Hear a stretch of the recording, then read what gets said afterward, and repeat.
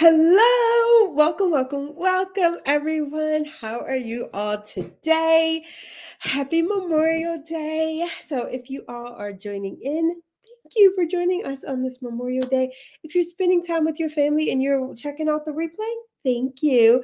Give me a hashtag live if you're watching live, hashtag replay if you're watching the replay. Welcome, you guys. I am Latrice Huff, career and leadership coach to ambitious women of color, and it is my mission and my movement to put more women of color in leadership roles and positions of power. All right, y'all, today we're going to talk about how to be confident in your new leadership role. So, this is really for people who are like, Latrice, I'm interviewing for a leadership role, but I don't know if I don't know if I had the confidence to make it.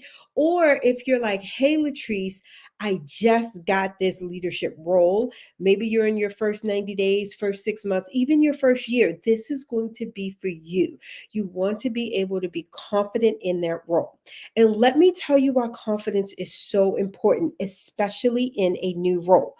I have seen it time and time again, you guys, that if you do not work on your confidence in a new leadership role, whether it's leadership, executive, management, whatever that is, either by choice or force, you will be removed. You will be put to the level that you think you belong on. Let me tell you what this looks like. I have seen women like get these roles and get into them, and in the first 90 days get demoted, get removed, or either they choose to leave. And a lot of times it is because their confidence. I'm not talking about like crazy culture and things like that. That's fine. I'm not talking about that. I'm saying you don't believe that you belong, so then somehow you remove yourself from this position, or the company removes you from your position. Vice versa, on the flip side, when I have seen women who work on their confidence, and y'all, let me tell you, nobody is confident from jump. Nobody is going into something new and like, I know everything, right? No, that's not the case, but they do work on their confidence throughout the process. What happens then is they have a successful 90 days. I've had women win awards in their first 90 days. I've had women get like cash awards and actually get talked to about a raise or a promotion within their first year, even when the company's policy says, oh no, you have to be here 18 months. I've seen them get new opportunities come their way. And most of all, they are confident and successful in their new role because they are working on their confidence consistently. Okay, so I wanted to just explain why it is so important that you are confident in your new role. And again, I've seen how it shows up, and you have an idea, you have a new initiative that you think would be great, but you don't speak up in the meeting. Right? You think something isn't going to work. You've tried it before, but you don't say anything. You just let them waste their time and resources, right? And what happens then if you're not speaking up in a meeting, they're like, "Oh, we really wanted you to contribute. We wanted you to be valuable," right? It shows up. So you have to be confident enough to say when something is wrong, to say when you have a good idea or initiative, to say when you agree and when you don't agree, because they hired you for your expertise, your impact, and your influence. So if you get in this role and you start playing small and shy and thinking that you don't matter and you don't belong, then you start not contributing, and then that's a problem. Okay. So I just wanted to share like a bit of why this is so important, why you need to be confident as a new leader, especially you guys as a woman of color. Because sometimes we just can't even afford to show a sign of weakness. So I'm gonna share some tips on how to counteract that. And I'm also gonna invite you all to join my webinar, my workshop on how to advancing your career and build executive presence. If you're interested in that, we did the live. You can watch the replay on demand right now. Just put leadership in the comments and you can watch that on demand. I go over my 5 C's of executive presence. I also go over how you can start advancing in your career now, and common mistakes I see that women of color do when trying to advance in their career. So I highly advise you to take advantage of that. It is completely free. Just go ahead and put leadership in the comments. I'm going to put this up so y'all know. And you'll get that free workshop, okay? Also, if you're like, Latrice, I am loving this and I'm ready, ready, ready. I want to be confident in my new role, or you want to land that multiple six-figure role, then my Leadership Legacy program is for you. This program is specifically designed for women of color to help you earn $200,000 plus in a leadership role while you don't have to sacrifice. Okay, you should still have time for yourself and your family. So, the whole point of this program is to help women of color land that multiple six figure leadership role without sacrificing your family time or your personal freedom. If that sounds like you, go ahead and put leadership in the comments as well. And the link to the replay will still have a call in there. We'll have a link where you can book a call with me. You book that call, we're going to talk, figure out your goals, get you enrolled. And we're actually starting on the 29th. So we start in a couple days, you guys. All right. So if you're like, Latrice, I'm ready, ready, ready. We're starting in a couple of days. All right, let me get back to the topic. We want to go ahead and join in. And if you are joining in, give me a hey, hi. Let me know where you're joining in from. Y'all know I am Latrice. Y'all may hear my Baltimore accent. That's where I'm originally from, but y'all know I'm currently in Texas. So hey, all my people in Texas. All right. So here's the thing: how to be confident in your leadership role. Number one, you need to remember who you are and why you were hired. I see women with 20 years experience, master's degree, certification, like expertise, all these things. And then they get into these new roles and it's like, well, it's like their confidence and self-esteem drops and they think they're starting from scratch. You are not starting from scratch. Even though, yes, this is a new role, maybe it's with a new company, you're going to have to learn some things, but you're bringing with you all of your experience, your expertise, right? You're not starting from scratch, okay? So I just want to let you all. Hey, Latifa. Hey, from Chicago.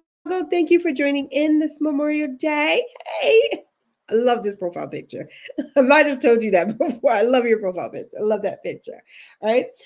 Number two, please, please, please do not compare yourself to others. Comparison will steal your joy, steal your peace, and comparison has nothing to do with your confidence. Right? So if you try to make yourself feel confident by like, I got more experience than that person, I have a higher degree, it doesn't help. Don't compare, right? You don't know what skills, abilities that other person may have, just like they don't know what skills, abilities, knowledge, everything you may have. So do not compare yourself. And I know from experience, right, that it's so easy to be like, how they gonna be above me? They ain't got as much experience. They don't have as much education. Y'all, I know it's not healthy. It's not beneficial. And even some people are like, Latrice, but maybe I'll be like, well, if they can do it, I can do it. Yes, but you're still comparing. If you're like, hey, this person is in a higher level, I like where they're going and their inspiration, that's different. Inspiration is different from comparison. We always want to have people that inspire us, right? But we don't want to have people that we're comparing ourselves to because it's not a good feeling and it's a waste of time. I would rather you and I'm going to go back to number one. I would rather you take stock of what you have. And you all might have heard me talk before about the 25 reasons why. I love this as a confidence building activity of like 25 reasons why I'm the perfect person for this job. My leadership people, we even take it a step further and like 10 reasons why I can solve their problems. Like we take it even farther of like those things, right? You get your 25 reasons why, then we get like 10 more, right? You really need to be focused on you and what you can provide than somebody else. So this is why we don't compare, okay? Hey, Autumn, thank you for chiming in. Autumn from DC. Y'all, you know DC is my old stomping ground. I love DC. This is my place. I love DC. So thank you, Autumn. All right. And again, please keep in mind, I just want to repeat this. If you're writing these down, do not compare. Comparison sometimes sneaks up on us, right? We think we're doing one thing and it kind of comes by our brain and like, what's she doing? And this, just just take it out your mind. It's not healthy. Ask yourself, is this helping me become confident? Is this helping me get where I need to be? If it ain't, you don't need to do it. Right? You don't need to waste the brain energy and time capacity, especially when you're in a new role. Right? You don't have the luxury of wasting time with comparison. Okay. Um, Number three, you need to take action every day that makes you feel confident, especially the first 90 days. That first, really, what is it, 90 to 100 days? Really, you need to be taking little actions because so many things you're going to be new at, especially if it's a new company, right? But maybe you're new to supervising, maybe you're not familiar with that process, right? So you need to take action. Ask yourself what makes you feel confident. In my program, the Leadership Legacy, we have a 21-day career confidence challenge where every single day I challenge you to do one little thing that makes you feel confident, right? Whether it is dressing in a certain way, whether it's, hey, today I'm going to use the language of leadership and executives, whether it's like, I'm going to have a fancy day, I'm going to have a self care day, whatever it is that you need to make you feel confident. It could be like, hey, for me, I love getting my hair done. I've been putting a little bit of color in there, y'all. Love that. I love like pedicures. I don't mind my, some people love their nails. I don't mind my nails, but I love having my toes polished. I don't know why. It just makes me feel really confident. Or getting massages. This is self care, but it also could be about having a meeting. It could be like, hey, today I'm going to speak up in this meeting and propose a new initiative. It could be, I'm going to speak to the person who's two levels above me. What is one thing you can do to really make yourself feel confident? This is where we're going to take the actual action, right? And y'all know I'm all about the mindset, love that.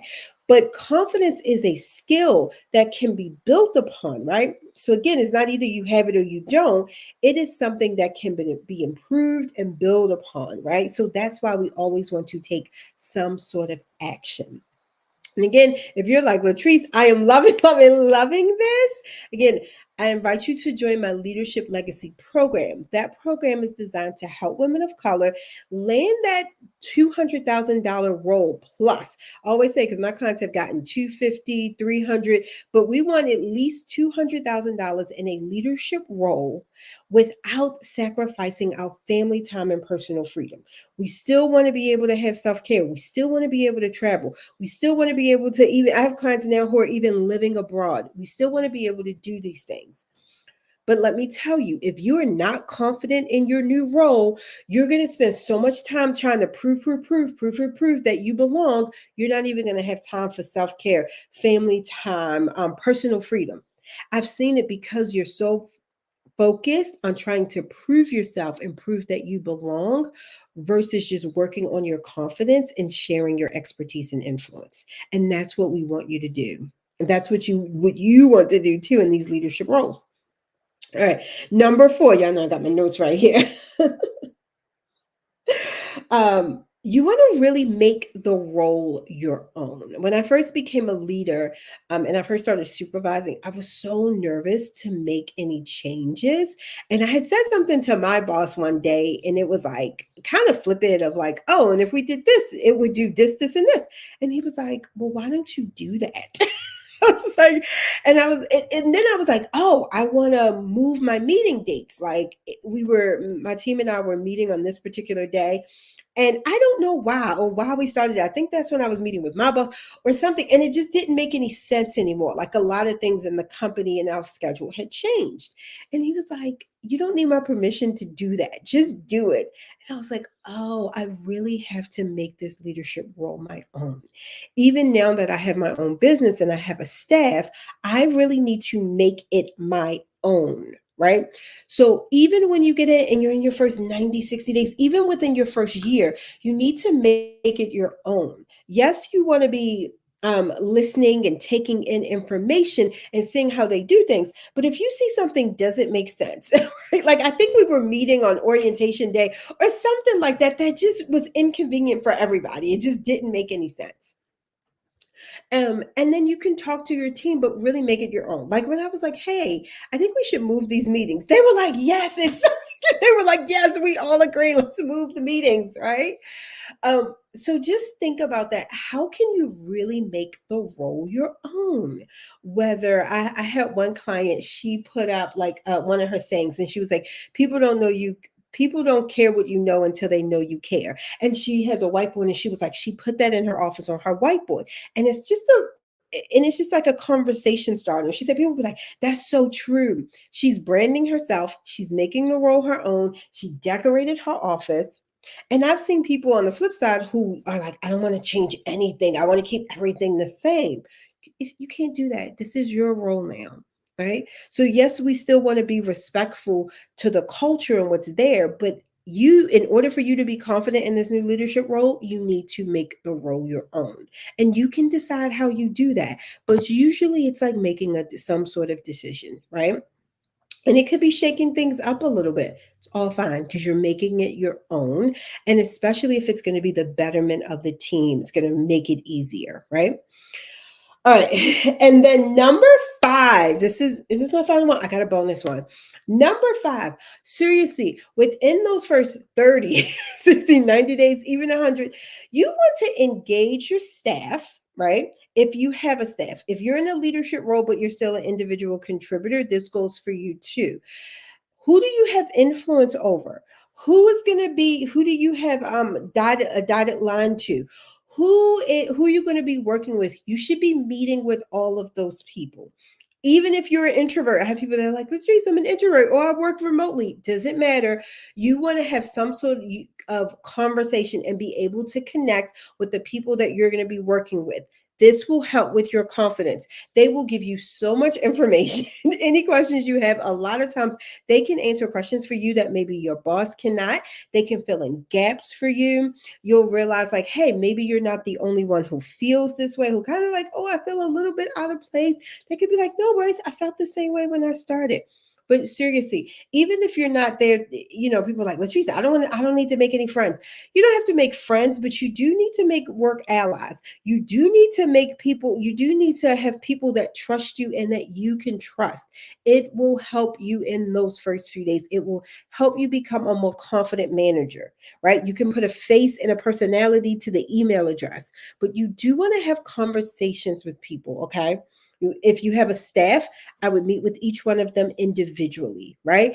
If you don't have a staff, whether you do or don't have a staff, you still want to meet with people who are going to be your colleagues. Do you work closely with engineering, IT, or HR? You want to meet with those people, okay? And then this is my bonus one, and this is the bonus tip. And then we're going to go ahead and finish up for the day because I said I was going to keep this pretty short because it is Memorial Weekend, you guys. All right. And I'm just checking, make sure I didn't miss any comments because sometimes they don't always show on my screen. So I just want to make sure. Okay. So here's the thing, too. This is my bonus tip. Be sure to get a coach, a mentor, and a tribe. However, you want to formulate that. You are now going to be at a different level. A lot of times, as a woman of color, too, you're usually going to be one of the only brown faces. That is okay. That is okay. You can find your tribe inside the company or outside the company. You can find a coach and a mentor inside the company or outside the company. I do recommend a coach, a mentor outside the company as well, because then you can talk more honestly. You can talk about some of the challenges you may be having without thinking it may get back to someone, right?